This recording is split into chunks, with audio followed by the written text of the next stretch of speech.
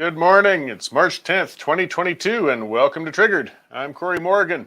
This is the Western Standards live daily show. We run Monday to Friday, 11:30 a.m. Mountain until about 1 o'clock. We have a number of guests on, cover a number of issues, and we're building that replacement for what talk radio used to fill, in the bad old days. I don't know if they're that bad, I guess, but their days gone by. Talk radio is obsolete. This is where things are going. This is where we can interact and talk and check into these issues and not be so boring and vanilla and afraid of cancel culture like those people on conventional media are these days. So thank you all for joining. Hey there, Gary. And it's just to remind everybody, we have a comment scroll, and I really appreciate and welcome the comments. Bring in the questions, bring in the comments, discuss things back and forth with each other. That's the great part about being live. And there's a lot of challenges that come with being live. Those who are regular viewers know we have some hiccups now and then, but it also just comes with that interactivity that we can't get any other way. Plus, we break stories sometimes right in the middle of the show, and we can cover news as it happens. So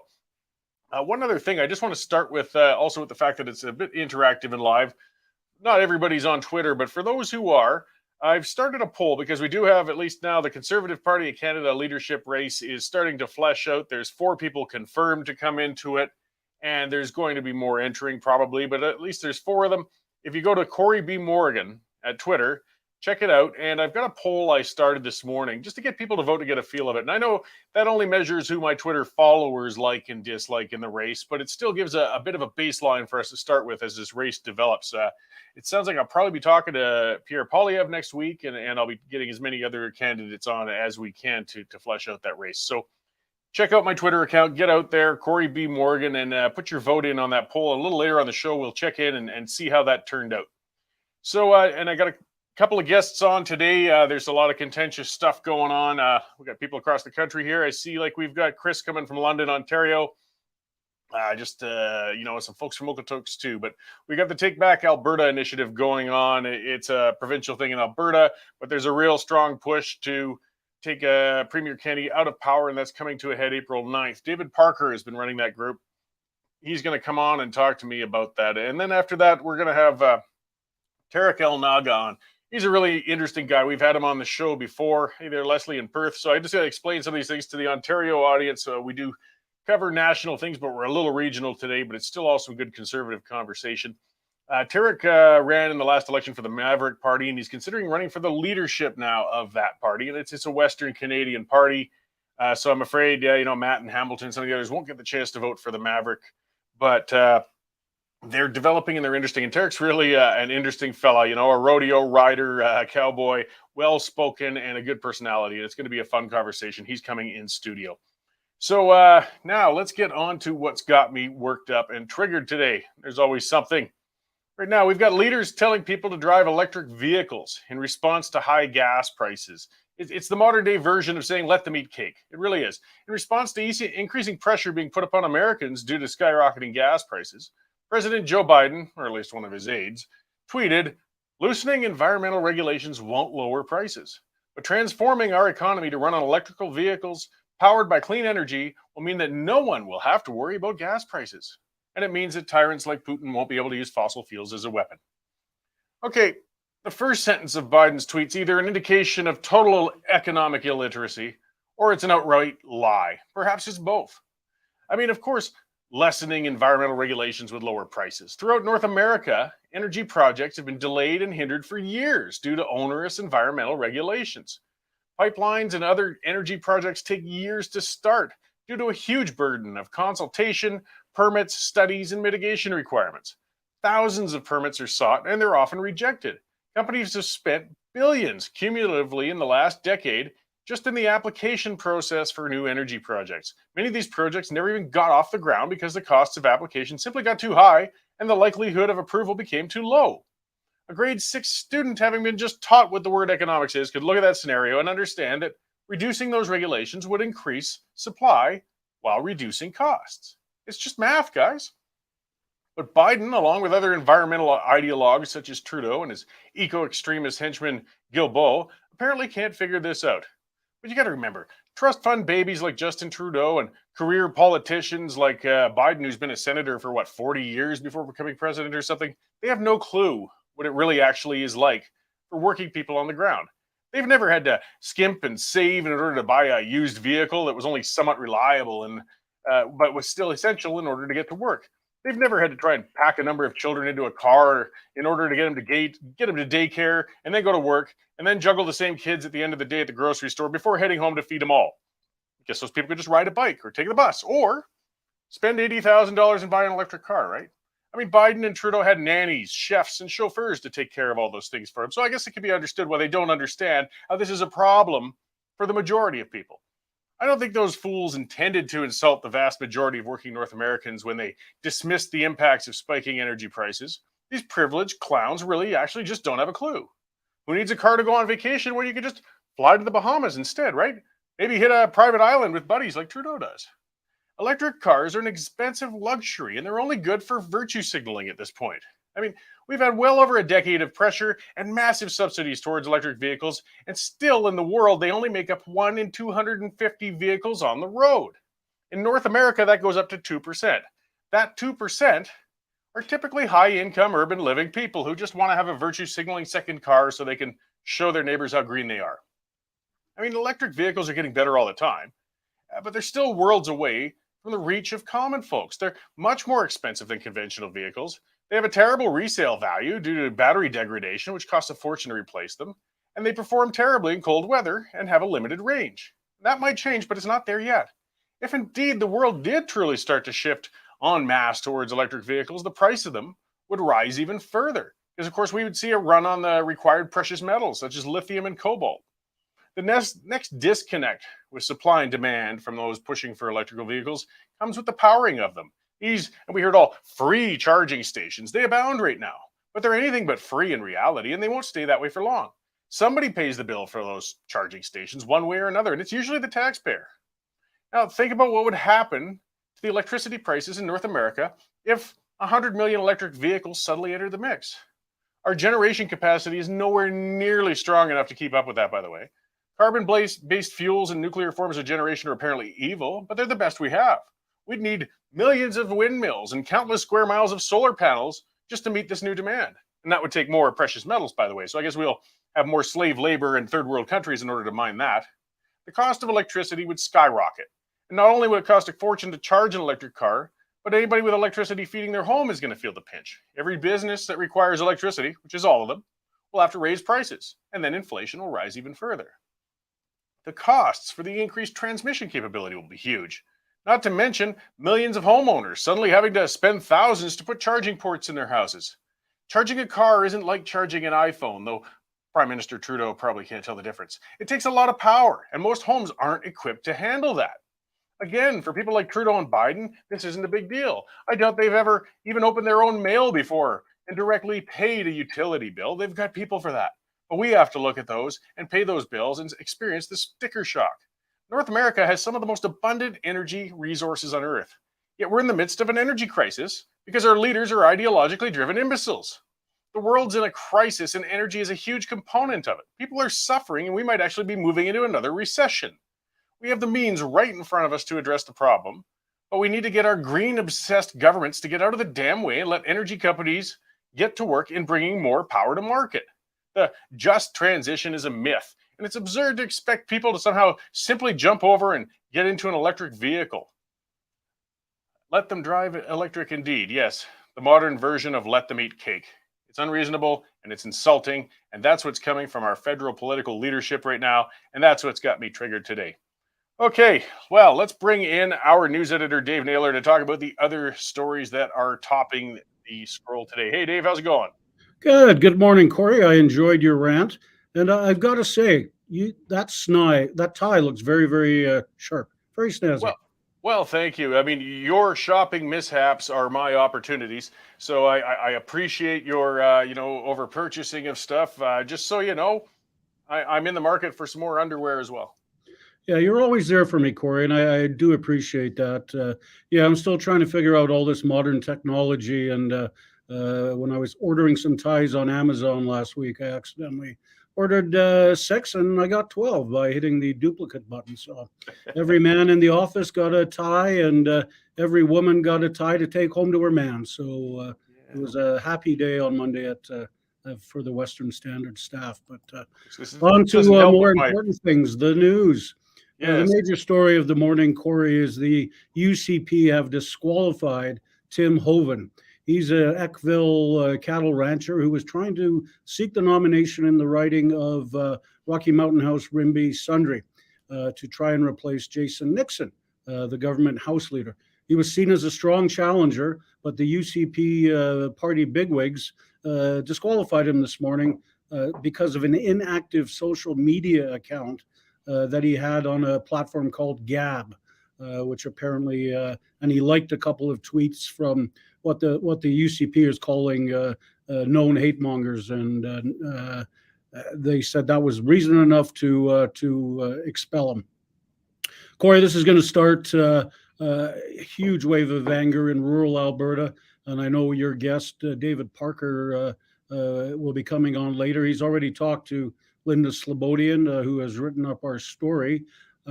He's using some very, very strong rhetoric on how angry people will be in the area over this.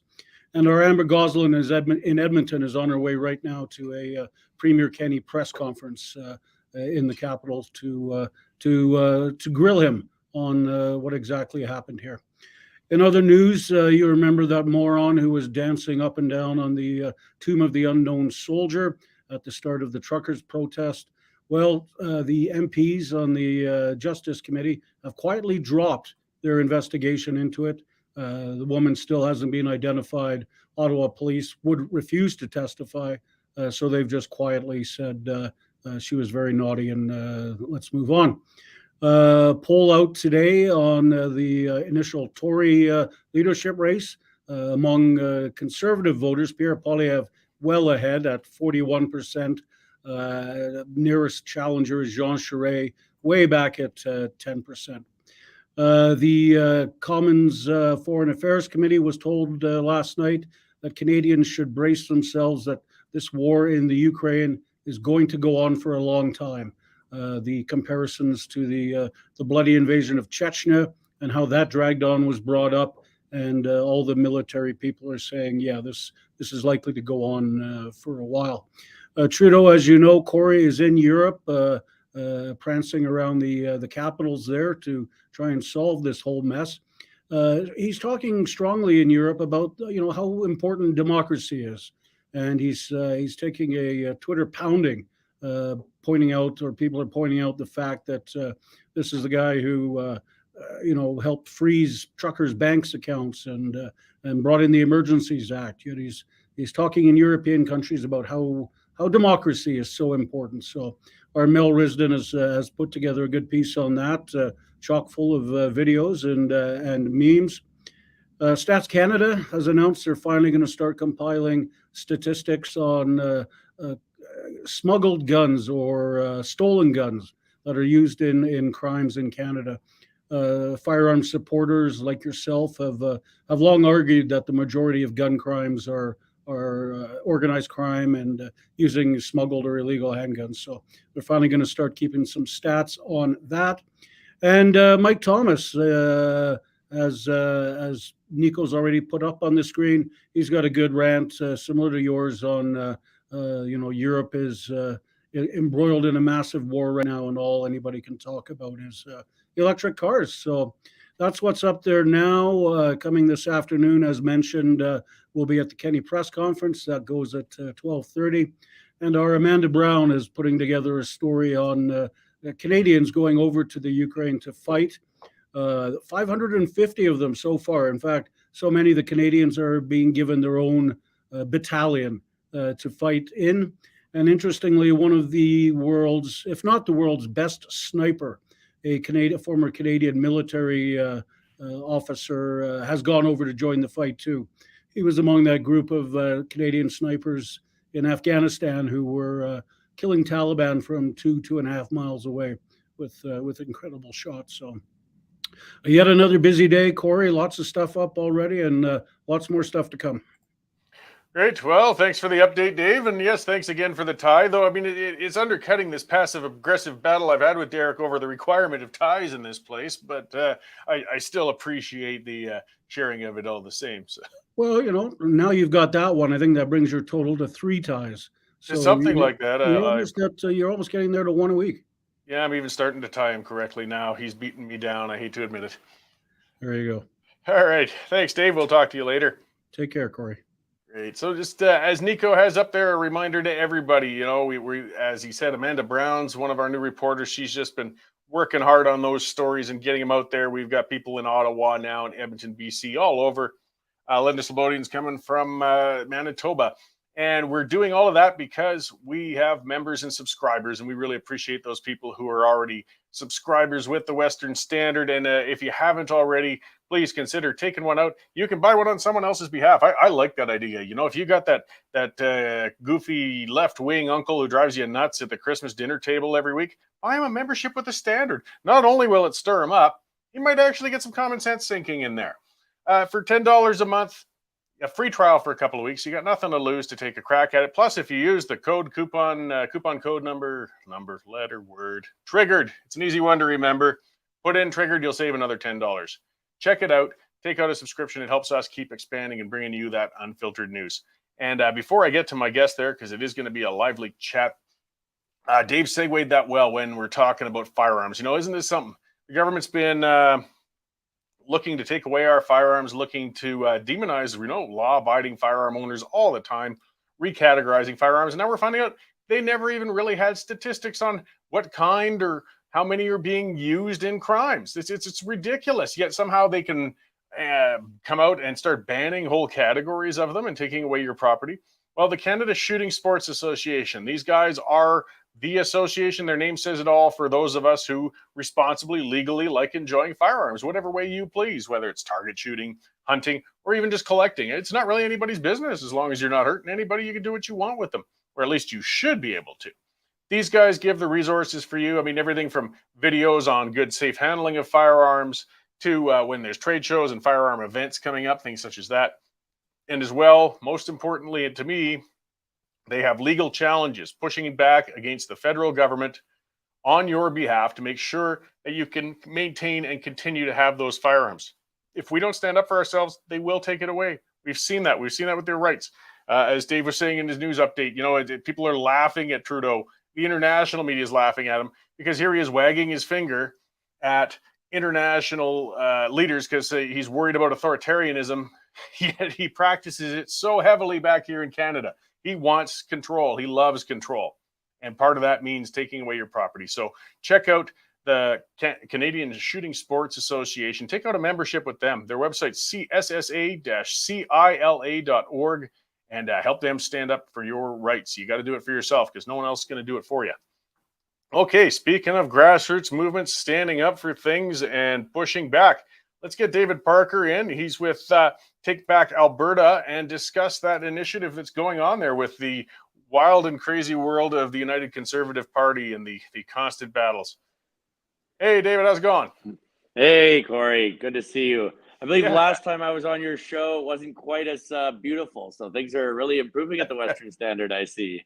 Oh, our technology has come a long way. Yeah, it's going up. And also, I want to say that the last time I was on your show, I was a little bit inebriated and a little unkind. And I'd like to apologize for that. And I did say that if Aaron O'Toole didn't win 10 seats, my whole reputation was on the line. So I have to eat crow on that. And Aaron O'Toole was not nearly as good as I thought he was, but you were right on that. So just wanted to thank you for that. It was a good part of the early stages of the show to learn about everything I've been developing as well. So, okay, when we start getting a little, because I got all worked up during that too. I'm a much better temper now. I wait until after the show before I really start cursing and swearing. So it was all part of the building. So it's great. Yeah, absolutely. So getting on a little more contemporary though, and no less contentious. You guys, I guess your group is Take Back Alberta, and the bottom line is you're organizing to make sure enough people go to Red Deer on April 9th and register and vote to change out the leader of the UCP. I guess that's kind of it in a nutshell, right? Well, Take Back Alberta is more than just that. We're very much an educational organization that's trying to teach civic values to Albertans because as you probably know, Canada is the least civically engaged nation on earth. Less than 1% of Canadians own memberships in political parties, and less than 0.15% of those people donate, volunteer, and sit on boards. And I mean, as a former political activist yourself to some degree, I'm sure you know how little people like to get involved in these things, right? So, oh, yeah. So what I really see Take Back Alberta as is a way of showing people how to get involved and how to actually make a difference, because there's a lot of people that are very angry with Jason Kenney. I think we saw a poll recently that came out in the Western Standard saying that over 60% of UCP members want Jason Kenney to resign. So I think a lot of Albertans want this, but a lot of them don't know how the process works, and things like special general meetings or annual general meetings, that's not a part of their regular life. So you got to kind of walk them through the process, but we've been massively successful at explaining it to people, I think. Okay, so well, we've got the meeting coming up, and there's some deadlines, there's some numbers, there's some costs associated with it. I mean, whether people want to go there and support Premier Kenney or to vote against, maybe if you could walk us through what the process is if they wanted to take part in that. Yeah, so it's you have to be a member of the United Conservative Party before April 9th, before March 19th. And that's because there's a 21-day cool-off period before an event, just so like people can't find out what the numbers are and dump a whole bunch of more people in, so you can help plan the event, things like that. You also have to spend $99 on what's called an SGM ticket, Special General Meeting ticket. And that ticket is a part of covering the costs of the event. We think there's going to be a lot more people than the party had planned for. Initially, the party planned for 2,800 people to attend. I believe this morning I heard that it might be over 9,000, although that's not fully confirmed. But you're here to hear first that there are speculations that it could be over 9,000 already. That will make for quite some logistical challenges. I mean, a lot of people want to take part in this. This is what was contentious, and a lot of people were upset about with the push for leadership review. A lot wanted to give members the ability to vote from home, or remote vote or mail-in vote or something, because getting people physically to a location for that many on a vote is I mean, the lineups and everything, even if it's half of that speculation, are going to be quite something at that center.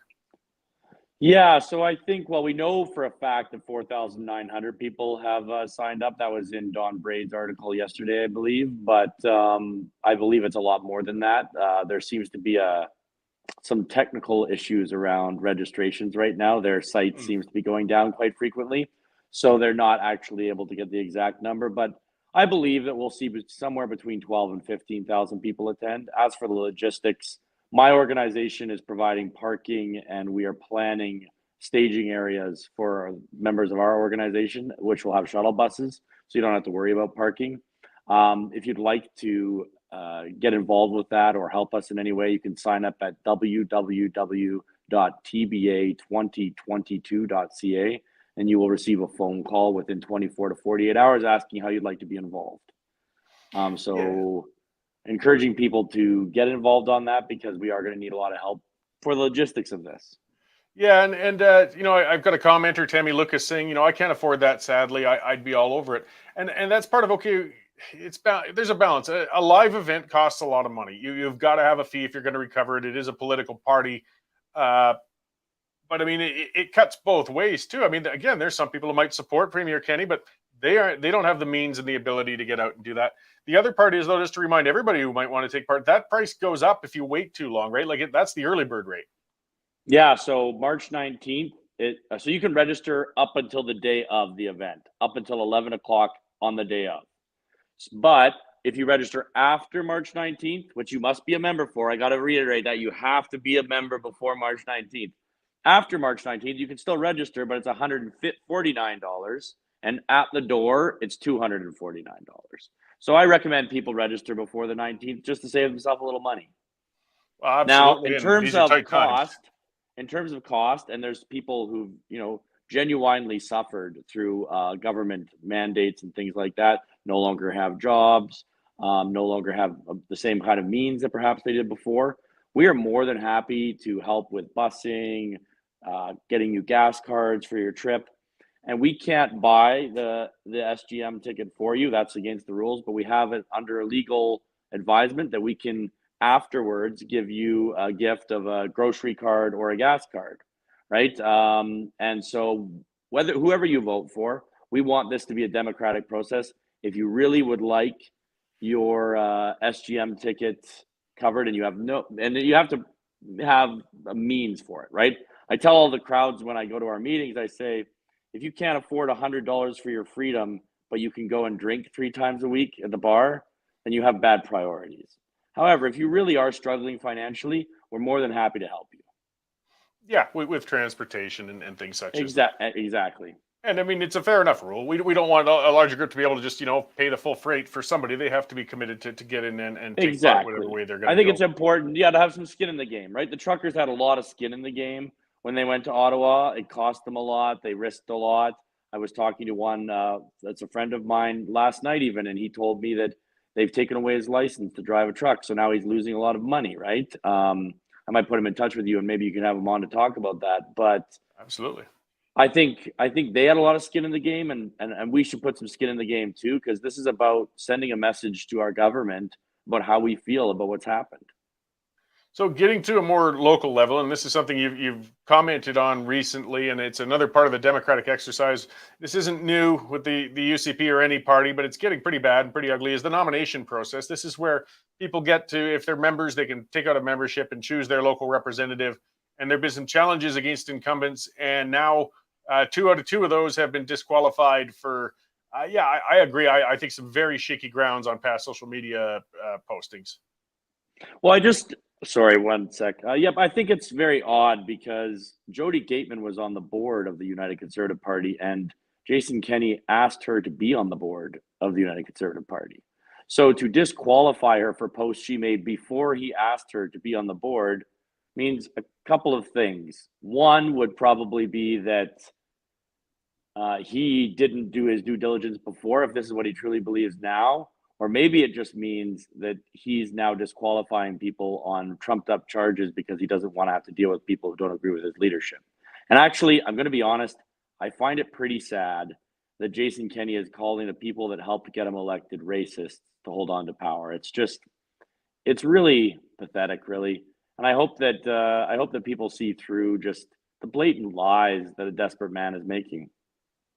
Yeah, well, and the character assassination of Ms. Gateman on this, I mean, I've known her for a long time as well. We served on the provincial executive together with the Wild Rose Party, and I'm sorry, I saw no indications of crazed racism or anything like that. I mean, I understand a degree of vetting, that makes sense, but come on, it's very flimsy. And not only that, but to disqualify and then shoot at her after the disqualification, I don't think he's doing himself any favors here. I mean, these are established grassroots operators with wide networks of people, and you're upsetting them further when you take this sort of tact. I don't know. I'm something of a democratic purist to a degree that these nominations, and it's always been a challenge.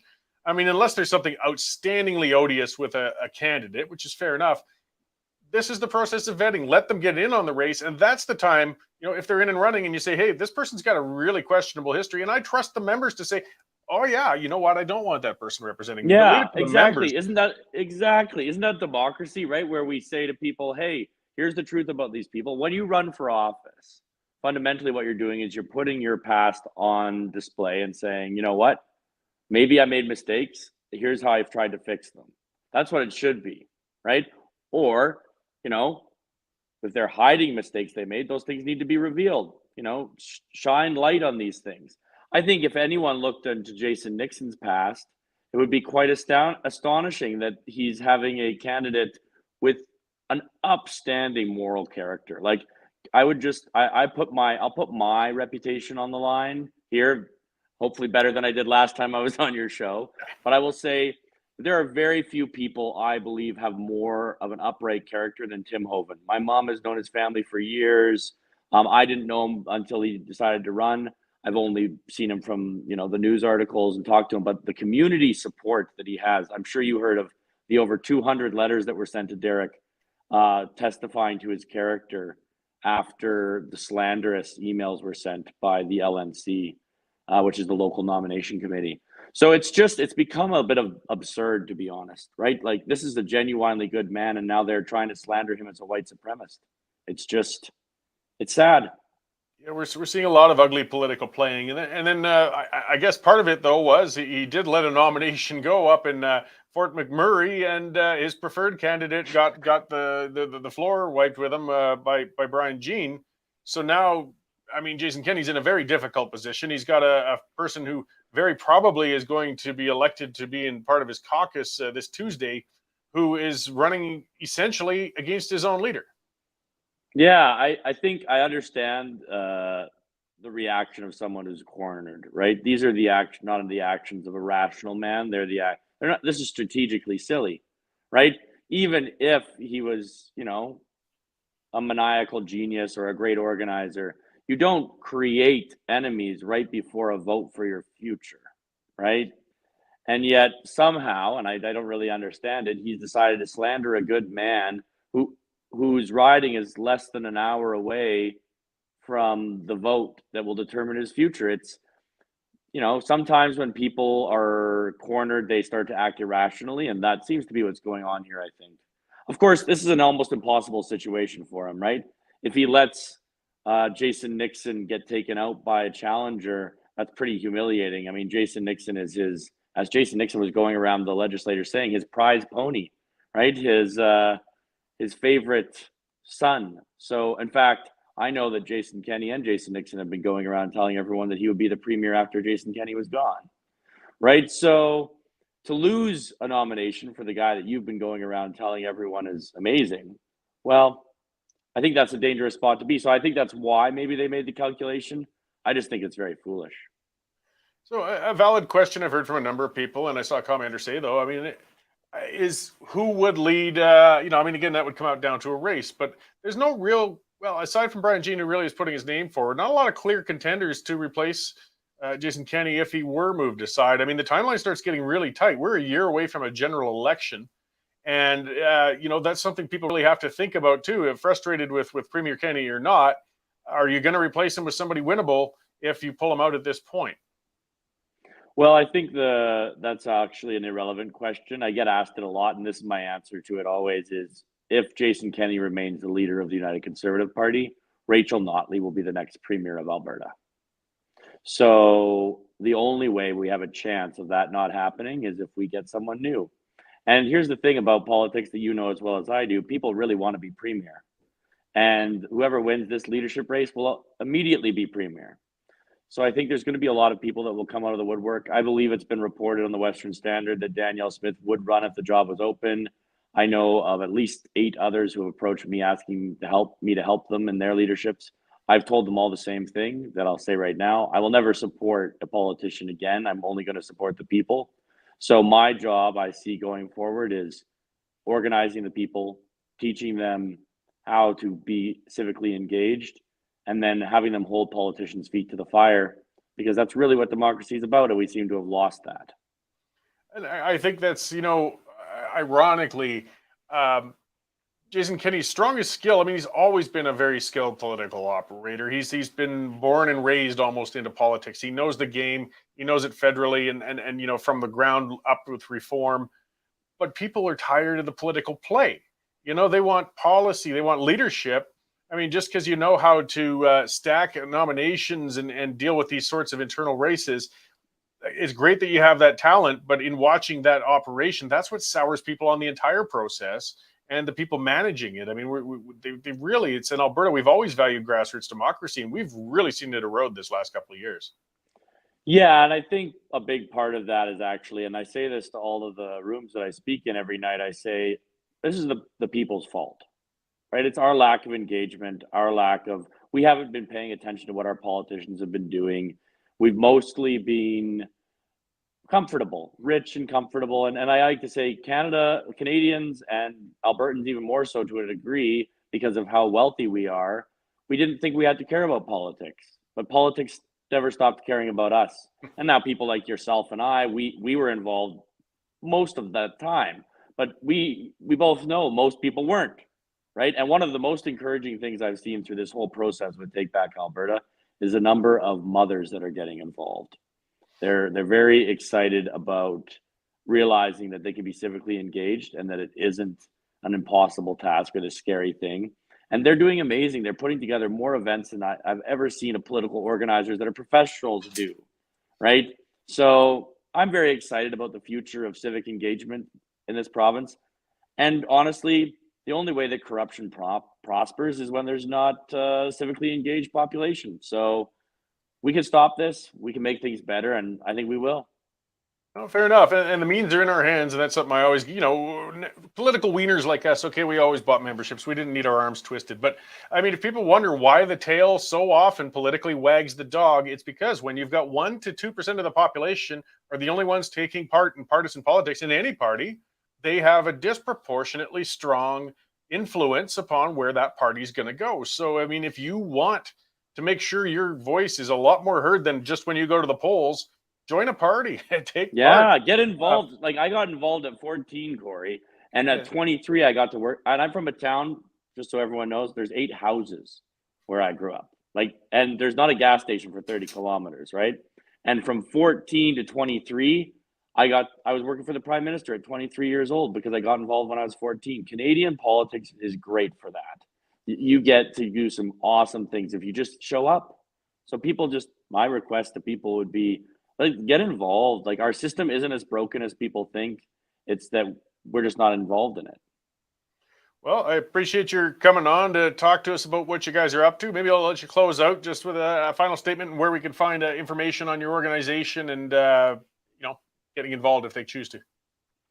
Absolutely. Okay, so just thanks again, Cory, for having me on. Sorry about that first time, but I think we both enjoyed it. And we'll fight about something else down the road. Of course. So the organization is called Take Back Alberta. You can find it at www.tba2022.ca. In terms of what's happening right now in our province, and there's a lot of fear and like anger at what's happening, I say don't get angry, people. Don't get angry with corrupt people. Just deal with them. And the best way to deal with these corrupt people is to show up on April 9th, buy a membership before March 19th, and vote out Jason Kenney on April 9th. So right, thanks, Greg, for having me on. Thank you. The clock's ticking, and we're going to have some answers soon, one way or another. So I'm sure we'll talk again soon, David. Okay, thank you. Great. So yes, that was David Parker with Take Back Alberta. I'll give a little background on what David referred to a couple times. Yeah, in the early incarnations of this show, we did it twice a week. It ran for almost 3 hours a day on those 2 days, and our tech levels, yes, since Nico's come about, they've come way higher. And yeah, we had a panel on and we were talking federal leadership things, and it just kind of got heated and out of control. And some of that's my lack of experience as a host at that time too. I had 3 guests on, and one's being, David will admit it, I think, a little bit of a knob at the time, but I didn't know how to get that under control. So then I got heated up, and that just feeds it all. And we all got on each other's throats. I think in looking back, it's funny to look back on that video actually and just see how it came about. And it's a sign of people who take politics seriously, though. And you can get a little worked up when things go. And it's just part of the development of things. Now, whatever's going to happen in April, I don't know. I'm trying my hardest to stay balanced on this one. I mean, I've been very critical and very upset with the UCP these days on a number of levels and with Jason Kenney. And it frustrates me because I really was excited when Jason Kenney united the parties. I really was supportive of that. I was happy when Jason Kenney became the premier. I wanted him to do as well as possible. I still think Jason Kenney was very good in federal politics. He was a very effective head of the Canadian Taxpayers Federation.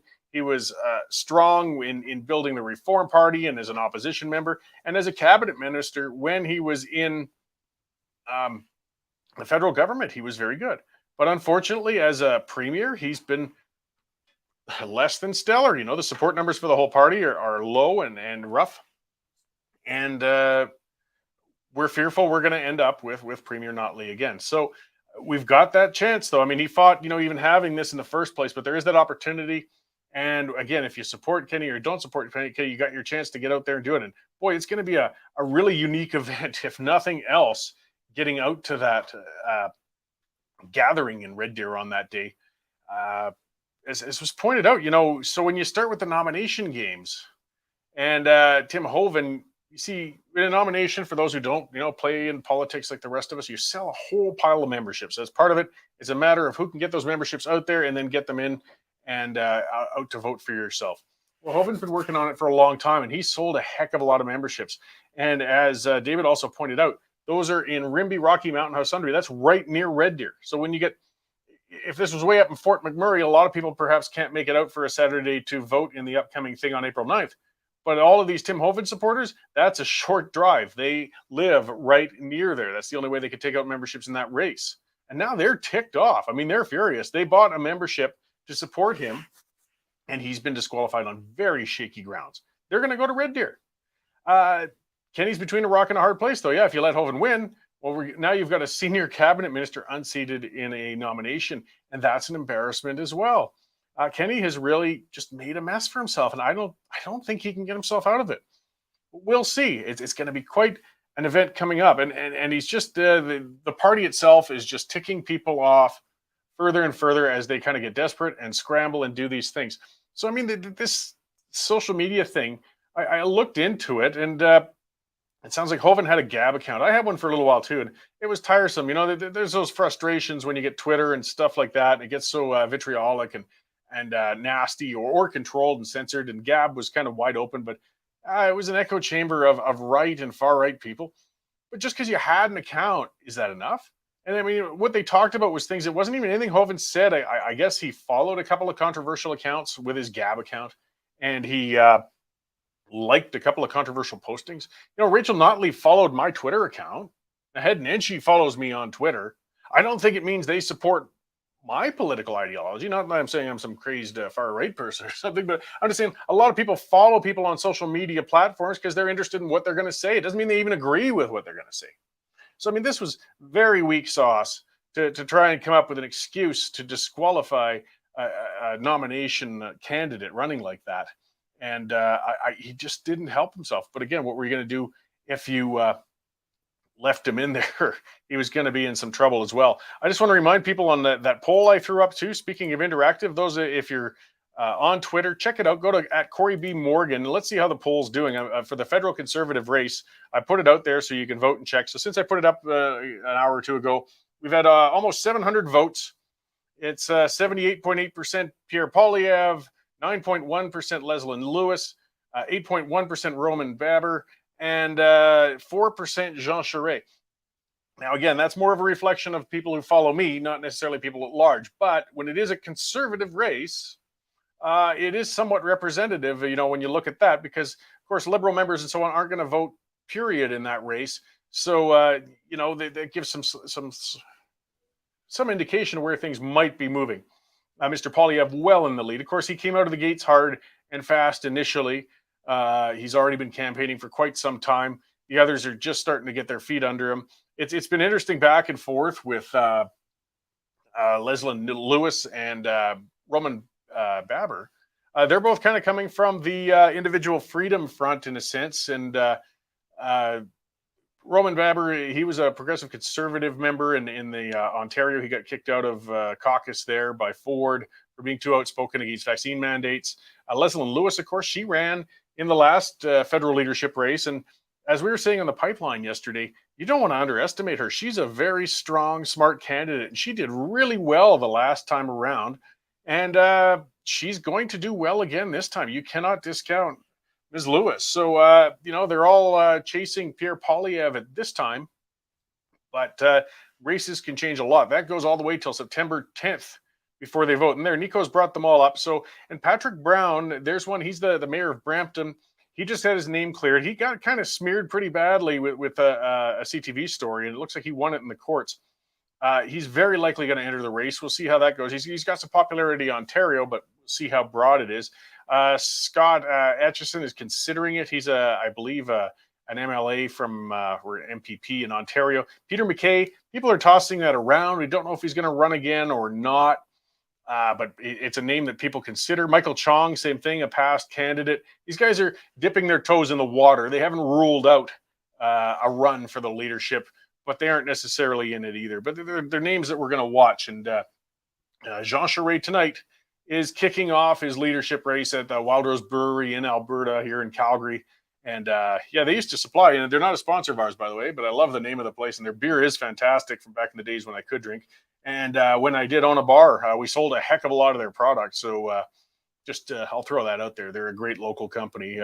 And I think maybe it's careful on the part of Charest. I mean, he's going to be at his weakest in the West. So he's going in to kick off his race when in the heart of the beast, in a sense, in the toughest realm that he can. And then I suspect he's still going to focus most of his race in central Canada and eastern Canada, where he'll be stronger. But you might as well come out and into the hostile area and take your lumps and see if you can't gain some support in the West. As I said, there's still some liberal-minded type Western people who would support his kind of run. Looking on the federal front, this has been some fun stuff I've had with Twitter and getting online and things in general. But we're watching, not even federal, international, I guess you could say, the whole conflict in Ukraine. Unfortunately, we've got, the Team Trudeau out there. What a weak bunch of leaders we have in Canada. So we got Chrystia Freeland, who again is exceedingly weak deputy prime minister and finance minister, and the rest of the bobblehead in the background. She's a very strange person. But I mean, again, this is the best Trudeau can find to bring around himself. And then Melanie Joly, she's at Foreign Affairs, and Justin Trudeau, they're all over there in Europe. And Trudeau is just, of course, being Trudeau. He's an idiot. And he's embarrassing us. And, we even had the Dutch press saying, does this man ever answer questions, after a conference? And we've had British news outlets just completely mocking his appearance. And Terry Glavin, who's a National Post writer in Canada, he wrote a column, just to give a plug to another outlet. It's fine, when they write good stuff, and he's good, calling it Operation Photo Opportunity. And it really is. Get out there and look. It's obscene. You've got a war zone, you've got soldiers, and you've got Trudeau dancing around, taking selfies with them, doing his usual grinning ear to ear. Hey, look at me, Mom. I'm in a war zone. I'm an international player. No, you're an idiot. I understand politics always are a part of things. I mean, even back to World War II and the summits, all the leaders would all get together for one pose. But it wouldn't be the grinning, squatting, smiling selfies, guys. These were serious affairs. Look at that picture. And I mean, look at this other one. This is staged with these guys marching in front of a monument, perfectly framed. How much time did they spend getting that picture perfect when they could have been actually talking about real international affairs? And look at that imbecile grinning amongst all these soldiers, these guys who are putting themselves at very real risk and going into a conflict. And this idiot's acting like it's a festival, except he isn't groping anybody yet we've seen. This is our federal leadership. I am really, Trudeau's embarrassing when he's at home, but he's incredibly embarrassing when he leaves Canada, unfortunately. I mean, his performance in India, of course, none of us can get over. And now over in Ukraine, Poland, and everywhere where he's doing these things, he's just further embarrassing the country. I can't help but keep calling him out. There was a CBC reporter who did question Freeland and Joly, saying there's a lot of important stuff going on in Canada. Why are you spending so much time out here? Now, it's mixed. They should get over there if they're competent. You should take part. This is an important world event going on and everything. But if they're just going to be dancing around doing all these stupid photo ops, then yes, they might as well be back home doing something over here. Let the serious leaders take part over there and hopefully come about and bring some good resolution to things. Right now, they're just in the way. Of course, that CBC reporter, I suspect we're not going to see his name in the CBC for much longer because they get very upset when the state broadcaster dares to question the political leadership. But maybe he'll get a landing in another outlet. I'm sure he knew he was going to be in some trouble.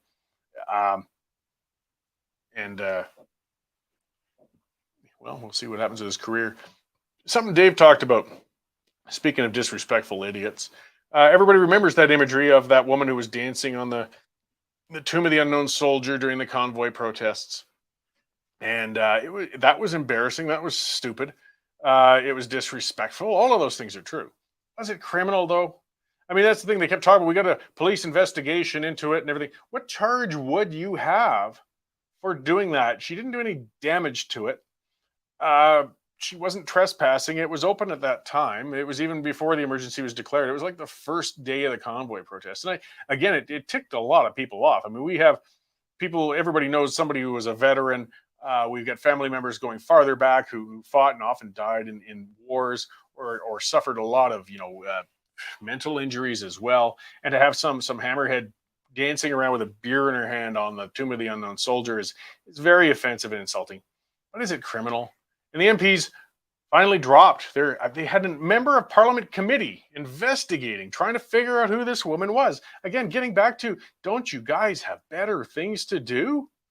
So they've actually dropped the investigation. I mean, good on them there. They realized that they do probably have something better to do. And that was one of the areas, though, the cabinet blamed the convoy for in general. I don't think anybody in the convoy in any leadership role said, hey, let's go over and dance on the Tomb of the Unknown Soldier. But, you know, as this fades away, they're being forced to, you know, back off. And it's surprising. It shows the ability of their investigations anyways. There's her picture, clear as day. And still the Ottawa police never could figure out who the hell she is. That's shows some pretty weak investigative powers on the parts of the powers that be as it sits anyways.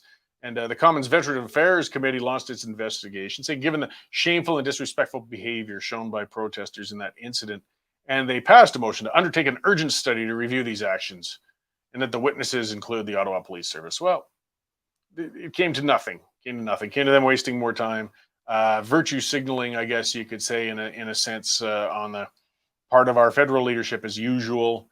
And again, I certainly can't applaud what that idiot woman did and the friends who were with her, but does it really warrant the time of our parliamentary officers? We've got a lot of stuff going on over here. You know, we got inflation going through the roof at levels higher than we've seen since the early 1980s. We got the Bank of Canada raising interest rates. We still do have to look into the fallout from having declared the Emergencies Act for 48 hours officially once it got through Parliament, not even 48 hours. We should be studying that.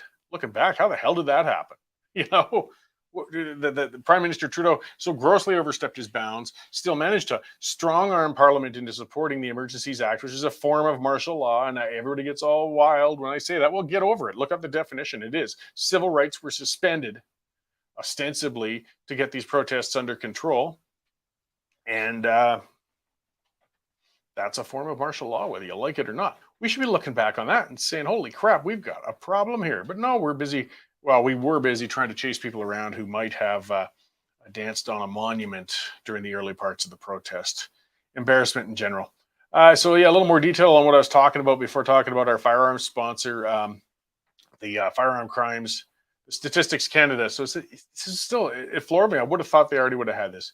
But for the first time, they're collecting data on the number of stolen and smuggled firearms used in gun crimes. Like, we've had those numbers kind of anecdotally or through police services or, you know, kind of roughly compiled. I'd always assumed, though, that police services would have some solid, real figures on this. They don't. They never had them. So it might take a few years, it says, by the way, to compile these figures from police nationwide. Like, part of it is I think they don't want those numbers out because then people will see, wow, it's not the guy with the duck hunting shotgun in his basement who's been committing robberies. The shootings and murders happening out there weren't committed by people with legal firearms. These were smuggled firearms or stolen firearms. And, you know, cracking down on legal firearm owners isn't going to do a single thing. It's kind of, it really always has been ridiculous logic. It's kind of like cracking down on legal drivers because some other drivers drive drunk. Well, you might as well crack down on me. I haven't had a drink in a few years, but it's just as logical to come after me if there's a history of it. If the alcohol, I mean, they're trying to stop the whole thing and they want to take firearms away from law-abiding firearm owners. That's why they don't want the data. They don't want people to really see that, wow, it's been misplaced. All these firearms that they've been recategorizing, that they've been working to take away from legal law-abiding Canadians is not justified.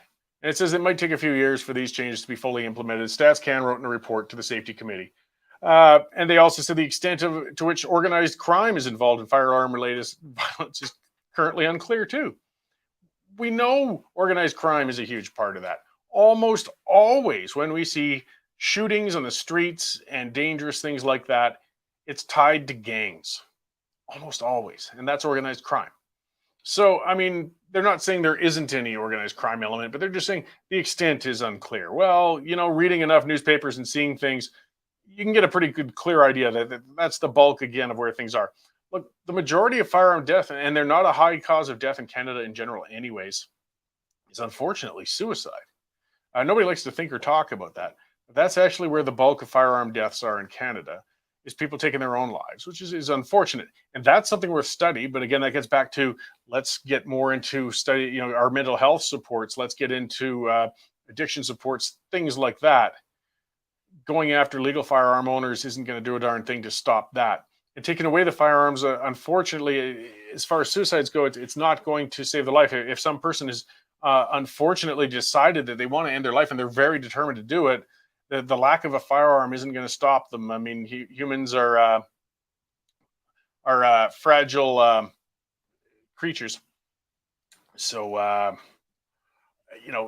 if we want to take ourselves off the planet, we can do it in a number of ways besides firearms. Just looking at something from somebody joining from elsewhere. Sorry, Nico, I can't quite get what you get. We got some events coming. I know my guest has been delayed, unfortunately, at this point. The agency submits yearly homicide survey questionnaires to police departments. So this is, again, I got to wonder about Stats Can. They get a lot of money. And they've been submitting it since 2019. Questions include barrel length of weapons used in crimes or whether it was reported stolen. It says information collected to date was so incomplete it was unreliable, wrote staff. Well, what are we paying you guys for? You're Statistics Canada. That's your job, is to get that reliable sort of stuff. I think, if you want a lot of paperwork and documentation, the court system and justice, there's a lot there. It might be poorly organized. Well, let's get on that and fix it up. We're in the age of data. We're in the age where you should be able to Google and dig up all sorts of statistics and numbers from organizations, whether it's internal or external at any given time, in short order. Yet our Statistics Canada, this heavily funded federal institution, can't seem to figure out how many people are using what kind of firearms at any given time. All right, let's bounce off that. We got Cheryl asking, who's paying for Kenny's new radio show? Yeah, I haven't talked about that yet, but yeah, it sounds like Premier Kenny is now going to be doing weekly appearances on QR77 and 630 CHED with his own show, his own call-in show. I think it's good for a premier to get out. Ralph Klein used to do that now and then too, and take calls and answer questions. But of course, we know the motivation. I mean, Jason Kenney's been the leader for quite some time. And actually, I think John Voss with QR77 said they pitched this to him almost 2 years ago. But of course, it's just before he's on the brink of perhaps losing his leadership in a review that he suddenly feels it's time to get out and get on the radio once a week. I don't think taxpayers are going to pay for that at all.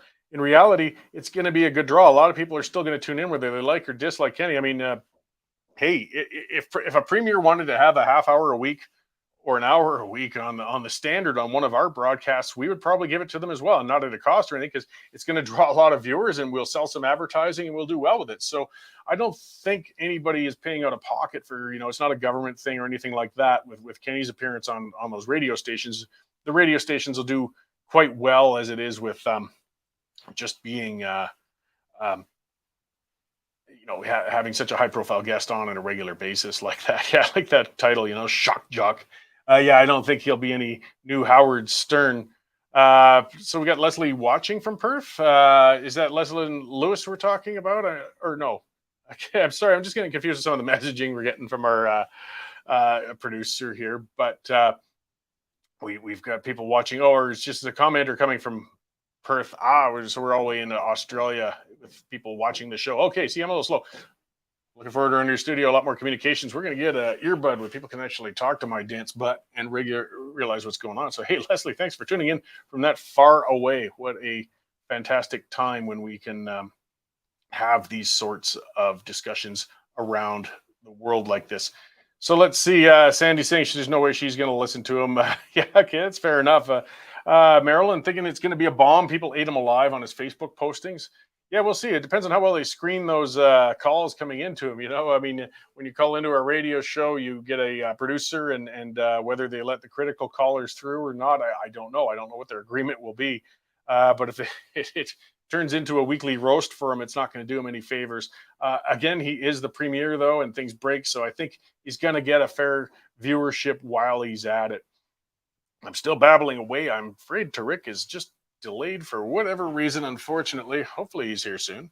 We can talk about some more news items. There's always more stuff to talk about. We got Marina coming in from London, Ontario.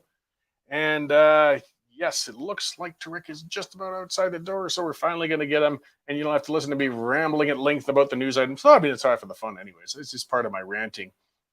And we will get him in, and we'll talk about his potential run for the Maverick Party. There's one of the things with coming in studio. I know he had a meeting downtown, and he said he was going to whip over here, and he was sure he was going to be here by 12:20. But yeah, it's downtown Calgary. There's more traffic down here than there used to be due to the pandemic. I don't know if anybody's been working down here lately, but we've all noted that actually it's a good thing. It's the only time I've celebrated seeing higher traffic when all those ridiculous work from home mandates were lifted. We were suddenly we did see traffic expand in downtown Calgary. People were getting back to work, and it's just a sign of some vigor and life down here because these small businesses have just been taking a beating over this last few years. So, okay, I think we've got our guest ready to roll here. We're going to run a quick ad, and while that runs, we'll get Tariq sitting down, and we will have a chat here in studio. Algodex is owned by Algodex. This is great new technology just coming online now in the digital currency world. Algodex is a great way for you to use the digital currency Algorand in your day-to-day transactions. Can you imagine a world where we don't have to buy a cup of coffee using the federal dollar?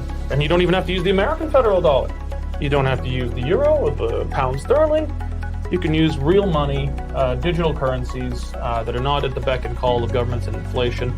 The Algodex is making digital currencies usable in a day-to-day basis. Okay, here we are, folks. Welcome back, and I am joined by Tariq Elnaga. I think I asked before if that's the right way to pronounce it. I said Tariq like Derek. Tariq, okay. Yeah, so make it easy. And Tariq's been here before. You've been on the show back when you were running in the federal election for the Maverick Party. You're just a outspoken character on Twitter. Thank you. And an interesting person. I mean, you do team roping and many other things. I appreciate that. Thank you. Thanks for having me. Yeah, just a good Alberta. But now we're hearing that you're considering at least running for the Maverick Party leadership. Can you expand on that? Absolutely, I am. So again, I believe in the Maverick message through and through. I really think the West needs its own voice. The West needs its own autonomy. Again, we're seeing it time and time again. I was in Ottawa for 2 weeks of the trucker protest, and it reinvigorated why a 22-acre plot in Ottawa makes all the decisions for us here in the West. And I said, no more. We need to get out of Ottawa. So I came back and I talked to the leadership at the Maverick Party, and I said, I'm interested. So yeah, I'm exploring it, and we've kicked off essentially an interest campaign. So whether there's 2 big things to overcome here. One is fundraising, and then the other is membership sales. And if both go well, I'm in. Great. Yeah, because I think the Maverick Party right now as an entity is more important than ever. And some people have seen that. Like, one of the things I think was most indicative was the vote in Parliament on whether or not Quebec should lose a seat based on population change. This should have been a no-brainer. Quebec didn't grow as fast as the rest of the country. Right. You just adjust it as it goes, and off we go. But no, the Bloc got all wound up about it. They demanded that Quebec seats be protected. Right. And okay, fine. We expect the Liberals to get in there and vote for that. But almost 50 of the Conservatives even got up and voted for this ridiculous thing. Now, how on earth can we get that, including a few Western ones? Correct. Actually, more than a few, 10 Western MPs voted for it. Pierre Poilievre abstained from voting, which is very telling, again, because again, if they are going to want to win Eastern Canada, they're going to start to need to appease Quebec and Ontario. We're back in the same story again. And I could see why the Bloc fights for Quebec. That makes perfect sense. They have one job, and that is the benefit of Quebec. Whereas our Western MPs fighting exclusively for the benefit of the West. So it just goes and goes again. It reinforces the message that the West needs its own autonomous voice that speaks exclusively for itself and nobody else. I mean, there were MPs in Alberta that voted for that motion. Yeah, and I mean, and politically, see, I understand where they're coming from, because that's what I kind of try to tell people when the regionalists don't take it personally. It's math. Right. You can't win this country without that center chunk. And if you infuriate the Quebecers, you're not going to form government. But that means then that our interests are always going to be secondary if it comes to a clash. So that's where having a Western party. You're bang on. If anything, you can win the country without the Western voice. Like it goes the other way around. As long as you look after the 230 seats east of Manitoba, you can win the country. So you don't need the West at all. And we saw it 3 times in a row now when Manitoba, regardless of who you vote for, when Manitoba starts to count their votes, it is already called the Prime Minister's office. The only thing we have an impact on statistically is whether that's a majority or minority government. That's all we can impact. So you're absolutely right. Having that exclusively Western votes that exclusively caters to us, because I really think that fundamentally as a country, we're 2 very different values. What the Central and Eastern Canadian voter wants is very different than what the Western Canadian voter wants. Well, then it only makes sense. Look at the size of the country. It's one of the biggest nations on earth. And to have a centralized government is just ridiculous. I mean, Newfoundland, hey, anybody who's known some Newfies, brilliant, fantastic people, but vastly different in many ways, culturally and in thought from somebody from BC or somebody in Alberta. Absolutely. I mean, we look at even the voting results. So Alberta has contributed quite a bit in retail into Newfoundland's economy when we recruited quite a lot of people from Newfoundland to work within our oil fields. Now, what happened was we've seen it 3 times in a row. Newfoundland votes almost exclusively red. And to me, that's a vote against Alberta, because that's a vote that supports a government that shuts down Alberta's industries, brings in a carbon tax, etc. So who's really standing up for Western Canada if even our own elected MPs here in the West aren't voting for it? And the interim leader of the Conservative Party, Candice Bergen, again from the Prairies, from a Manitoba riding, she voted, she's on the record, she's voted for the Quebec motion with the Bloc. So getting beyond that, then, I mean, leadership, building a new party is a lot of work. It's tough. I've been very involved in a lot. The Maverick's still kind of in its infancy. Jay's done what he can as an interim leader. We've had him on a number of times. I really value his. He was a reformer. He knows how it works with a Western party and being in there. A leadership race is an exercise that's really important. I mean, it's got to be competitive. And I mean, I spoke to the other candidate, Craig Ivory is a great guy, and I talked to him. He was on the show the other week. But I mean, I'd hate to see an acclamation. Nothing against him, but you've got to have a run. You've got to make a race of it. So I was kind of thrilled to see, you're considering it. I'm not taking a side on which candidate or another. I just want to see a race. Absolutely. And Colin and I have talked. I have an immense amount of respect for Colin. I really, really like him. And if he wins, I think he'd make an exceptional leader for the Maverick Party. But him and I have talked, and we both think that it's healthy that it's a race. And that's why I'm looking at it right now. As long as I could get through these 2, I wouldn't even call them hurdles, but I would call them really stages of entering the leadership race, which is fundraising and membership sales, then we're in. And I would absolutely love to see a clean race that happens. And then one and the other, like Colin, I've talked about this. If he wins, I would love to stand in his caucus, and vice versa. I would love to have him in my caucus if I win. So you're staying friendly, of course, and that's great. I mean, because leadership races, they can be great for a party. They could also rip it to shreds if it gets too personal.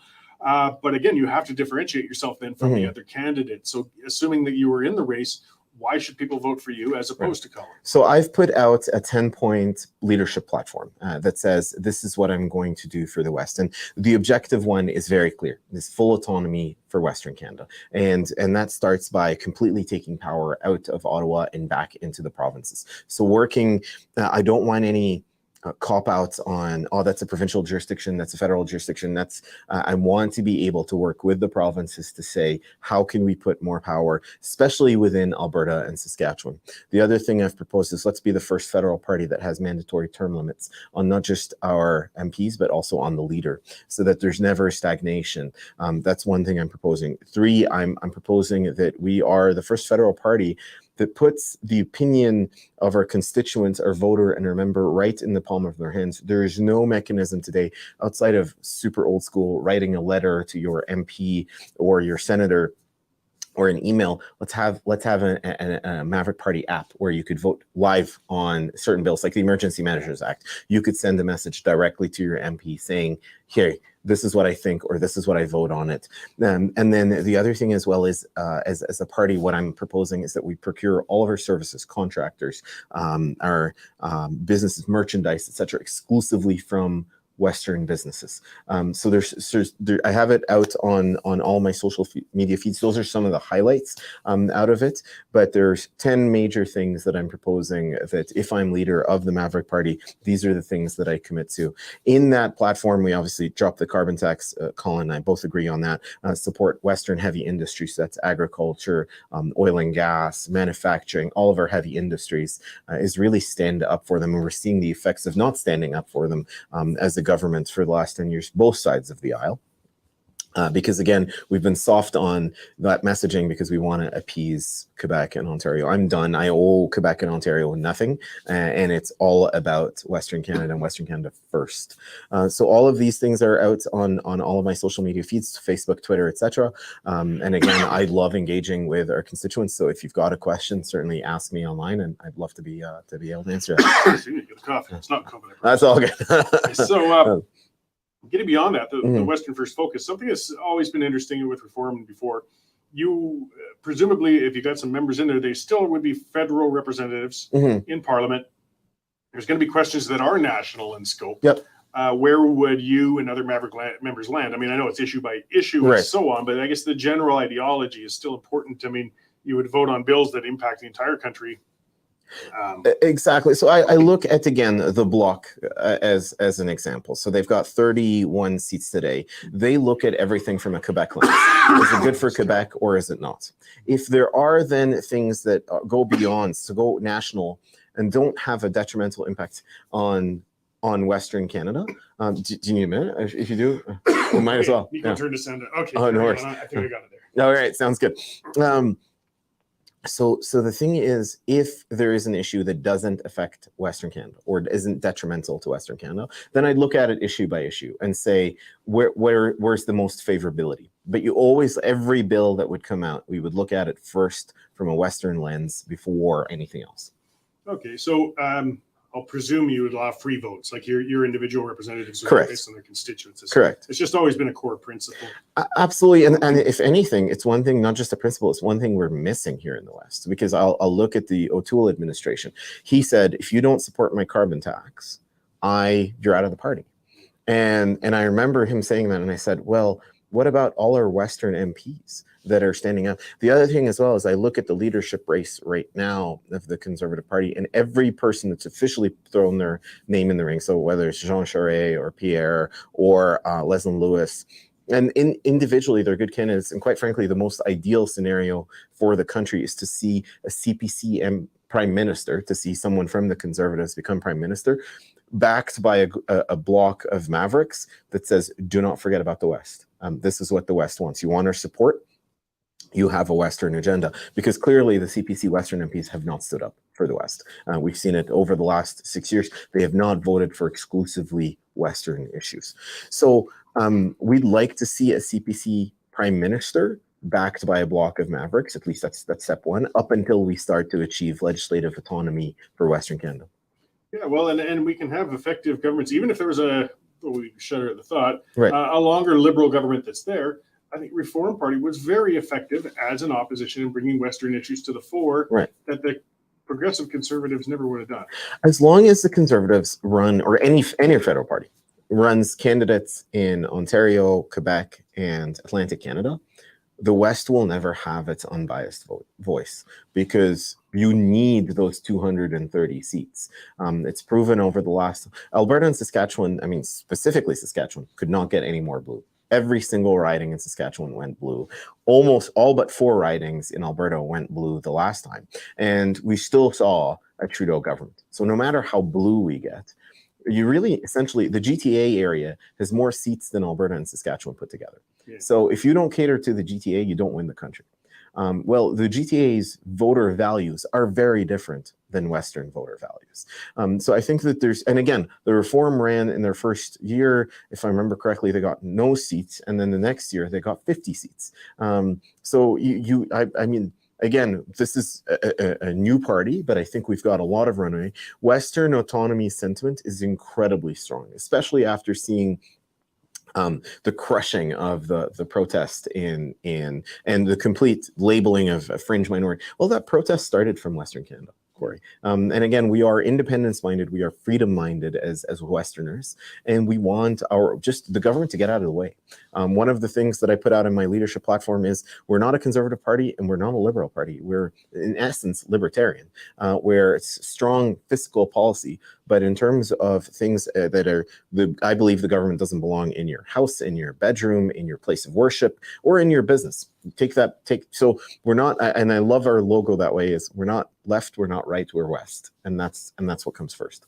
Yeah. I like that. And things, it's a good point that they change fast. I see some great irony. I mean, you're probably too young to know about it, but way back when the Mulroney government, they had the West locked back in the 80s. This was it. It was conservatives. They've got it all. Right. And the reform was starting to bubble up because, I mean, the big turning point, there were a number of them. It was a slow death, but was the CF-18 contract.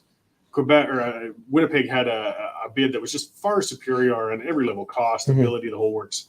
But Quebec spoke up and said, no, you've got to bring it here. Yep. And Mulroney capitulated, basically screwed Manitoba and gave it to Quebec, and the West just lost it. Because, I mean, we expected the Liberals, but now when the Conservatives are doing it. And that led to, though, I mean, as the reform rose, a total annihilation of the CPC, where they had 2 seats left. I mean, that next election was 2 seats, and it was just Jean Charest, of all people, and Elsie Wayne. So I think, you know, will Charest have learned from the regional whipping that they got back then? And I don't think he will, but we'll see. And that's the interesting thing. I'm even keen to see how the leadership race is going to shape out for the Conservatives, because again, the overwhelming choice during the McKay, O'Toole, Lewis, Sloan race, and this was, I think, 15 or 16, was for Alberta and Saskatchewan, head and shoulders above everyone else. Dr. Lewis was the #1 pick, and she swept Saskatchewan. But what put Erin O'Toole on top was Quebec. So the Quebec Conservative constituent vote put Erin O'Toole on top. So the thing is, even when it comes to choosing the leader of the Conservative Party, it isn't Alberta and Saskatchewan that determines it. It is predominantly the Eastern voter. So again, I mean, even when and I would say the Conservative base is here, it's in Western Canada, and then still we don't have that level of control. Yeah, so getting to that, I mean, one of the issues with the Conservative Party race, part of where Western Leader doesn't come in. I believe when Harper got elected, it was 1 member, 1 vote. It was still the remnants of the old grassroots ways. Now they've changed it. It's weighted per constituency across the country. You know, I'm kind of mixed on those sorts of things. I mean, if you were, say, just looking in the West, and if somebody sold, you know, 20,000 memberships in Calgary, but none anywhere else, and wiped out every other candidate, well, that still kind of leaves BC hanging and a lot of good supporters on the rural areas. But at the same time, it's as democratic as it gets with 1 member, 1 vote too. So exactly, and that's what the Maverick Party leadership race is: 1 member, 1 vote, irrespective of your constituency. Whereas again, the Conservatives weighted by. So if you have a constituency in Quebec that sold 37 memberships, they're still considered a weight. They still get that same equal weight as, let's say, a very dense membership in a Western riding. So it is. It's still, and again, that's how Erin O'Toole won it, is his Quebec commitments. So I'm interested to see how this shapes up and who's really going to put out a true Western platform. But I'd like to see at some point a partnership, a non-formal partnership, where it's not, but the best way I said it, and I've said it over and over again, if in the election, if Erin O'Toole had won and a group of Mavericks had won, we would make him prime minister. We would be his minority government backers, based on a list of conditions that the West wants. We're not seeing. Again, I've yet to see one candidate from the CPC race say that they're running in a Western riding. There isn't.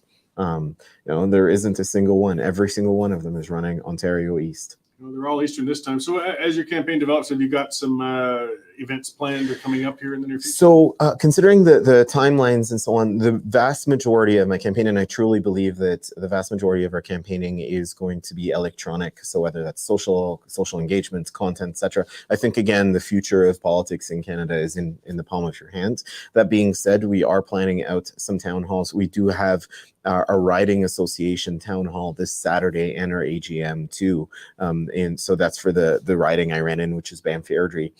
So we are planning events. And at the same time, I am either remotely or in person running with all of our constituency associations, or riding associations rather, across Western Canada, where I'm making visits to their events. Okay, so what's the timelines? As we start to wrap up, I mean, there's always going to be a membership cutoff, correct, and things like that. So the biggest cutoff, the biggest hurdle I've got right now from a fundraising and membership standpoint is March 25th. So that's the first, and then at the end of April is when all our members that have bought a membership can vote, and then the second week of May is when our leadership vote does actually happen.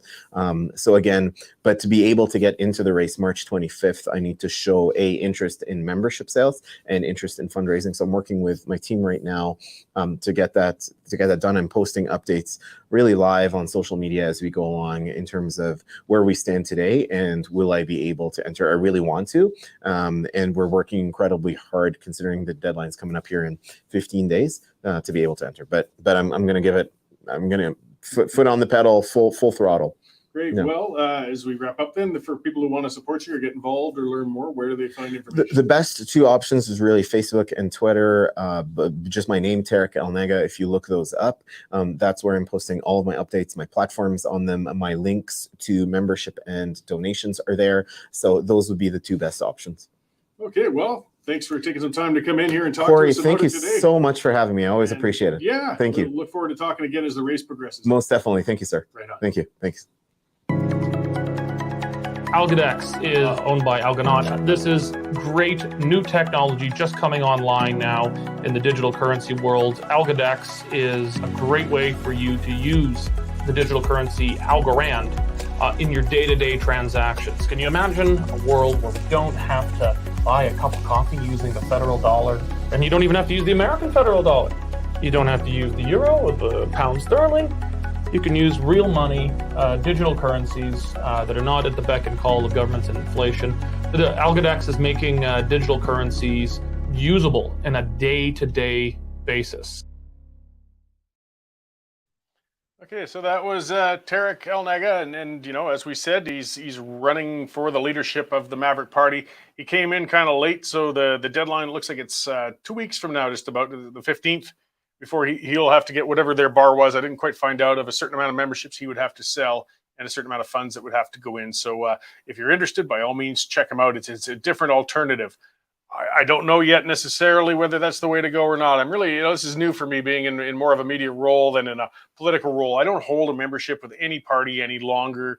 I won't. I mean, I'm an opinion guy, so I'll give my opinions and lean one way or another. But when it comes to times like now, when there's a race, whether it's the federal Conservatives or maybe we're going to have a provincial UCP race pretty soon, or with the Maverick, I do want to give it at least some balance on those things in general.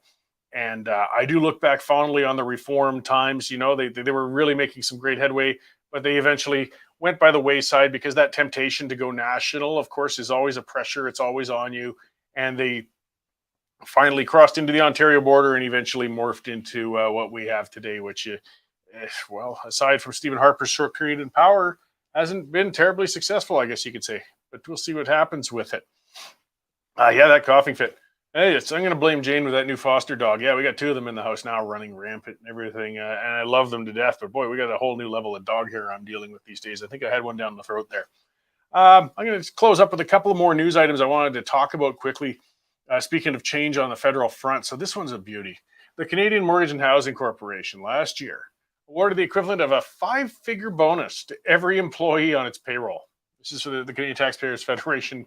Got some records and found this out. Think about that, 5-figure bonus. Look at how tough times are right now for everybody. How we've been hurting, how we've been going through the pandemic, and now the inflation's hitting us, unemployment. But if you work for a government branch such as the CMHC, you get a 5-figure bonus. And what have they done? How good have they been? You know what the CMHC has been doing all the time? They've been pumping out study after study on how to bring in a home equity tax. Yeah, they want to come after your home equity. They want to steal, and that's the way I'll put it. Taxation is theft. There's the old saying, and there's truth to it. They want to steal your home equity. And we've reported on that a number of times. They keep putting out study and commissioning study after study. And they make it sound like, this is some of the disguises that governments like to do to hide their intent or hide what they're doing. Is the Canadian Mortgage and Housing Corporation, says a corporation? No, it's an arm of the federal government. They're controlled by the federal government. They're funded by the federal government. They're just a part of the federal government. But it makes it harder to get into them. The city of Calgary does it with Calgary Economic Development. They're horrible. They're horrible. And I'd really like an investigation as to why Mary Moran, who ran it so ineffectively and terribly for so long, even though they had a $100 million taxpayer slush fund from the city of Calgary to try and build businesses downtown. I was saying the traffic's building up down here, but still it's in terrible shape. But you see, you can't check them. You can't do a FOIP request with them. You can't look into that Calgary Economic Development because they are a side corporation of the city of Calgary. Even though they're funded by the taxpayers of Calgary, you're not allowed to look at it. Why? Why not? What are you hiding? Well, CMHC is similar. I think there's a little more transparency on those federal ones than with what they've done with the Calgary Economic Development. We see government has all sorts of ways to hide how they're managing things and what they're doing with your money. And these jackasses with the CMHC not only are working on ways to steal your home equity, but they're giving huge bonuses to their staff for doing it. And so let's see, all but, 121 of their 2,146 staff got bonuses. And the payments totaled $25,521,000. That's where your tax dollars are going, guys. Boy. Another area the tax dollars are going are to media outlets. They're going out there. We talked about that the other day. You know, a minister was the heritage minister was applauding the media for their good coverage of the convoy and saying, "We'll toss you some more dollars. Yes, we'll give you some more bucks. Thanks for the good work, and hey, keep doing that, and we'll keep giving you more money." The Western Standard doesn't take any of that. We don't.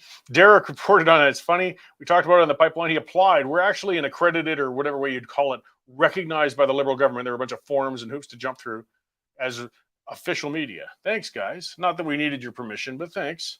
And now we would qualify for a whole bunch of those subsidies. And they were shocked when Derek said, "Well, no, I don't want them. I just wanted to see if we could get the accreditation." We don't take any of those dollars. But we rely on you guys. We rely on those subscriptions. We rely on our advertisers.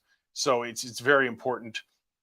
And for those, again, I got to keep reminding and nagging, but that's how we stay in business, guys. And it's how we stay independent. If you haven't taken out a membership already, get on board. And oh, yes, I do want to speak about my poll one more time. Thank you, Nico. So I've tweeted about that. So let's hit that quickly. This is the interactivity. This is the live stuff. And this is what's fun. I'll give it a refresh. And let's see where I am sitting at. Looks like 816 people voted on my Twitter poll. Not a bad sampling for a couple hours. 78.7% for Pierre Poilievre, 9%, well, 8.9% for Leslyn Lewis, 8% for Roman Baber, and 4.4% for Jean Charest. So it hasn't moved a lot in the last hour. It's been good and consistent. You know, when you see a good, consistent poll number like that, it shows some solidity. It does remind you, too, though, that's just my followers, not necessarily people at large. But that's our first one. We'll see how those polls, I'm going to run them now and then over the course of the next few months. And as for Brad, yeah, it's just a poll that I ran on my Twitter account, Cory B. Morgan. If people want to check it out, it's a few tweets back. If you have a Twitter account, you can vote on it. If you don't have a Twitter account, well, you can look at it anyways. How many members does the Western Standard have currently? I don't know. I'm not in operations. A great deal. I'll say thousands, and they've been fantastic, and we've been growing excellently because of that. That's how I'm on here full time now as a Standard employee. So thank you guys who've taken up memberships. And if you haven't already, please do use that code TRIGGERED and you'll get that extra $10 off and it's well worth it. I got a couple of good guests in tomorrow. We'll get a little more federal and I'm going to have Barbara Kay on. I mean, she's a very senior national columnist. She's been writing columns, for a number of large publications for a long time. And she wrote one for us. She's written a number for us and she was very frustrated and sick and tired of the narrative of everybody calling everybody Nazis. It's old, it's tired, it's wrong, and she's sick of it, and it'll be good to talk to her. And yes, she is indeed Jewish. And she's taking shots in all directions, whether you like Maxime Bernier or not, too. Maxime's been calling people Nazis. It's not just a left thing with people who've been guilty about it. Everybody I'm mad at is a Nazi. Well, it's not. Look, there were real Nazis, and they were really horrible people, and they did some terrible things. And there aren't really, thankfully, very many real Nazis left anymore. So let's quit calling everybody one every time we get upset with them. So Barbara and I are going to talk about that tomorrow. She was really good the last time we had her on the show. And I'm going to talk to Calgary Councillor Sonia Sharp. And she's an interesting one, very independent-minded, something that's refreshing. She a lot of us kind of assumed she was going to be very far left-wing because she'd gotten the endorsement from the unions in the last election and everything. but actually she stands for herself. She's not in one ideology or another, which is really unusual and refreshing, and I hope she maintains that. But we'll have an opportunity to talk to her about that and how it's been for her in these first few months in council. So that'll be a very good conversation as well. And of course, we'll cover lots of other news and issues leading up to that. So thanks you all for tuning in today. Come in back tomorrow at 11:30 a.m. Mountain Standard, and we'll do it all again.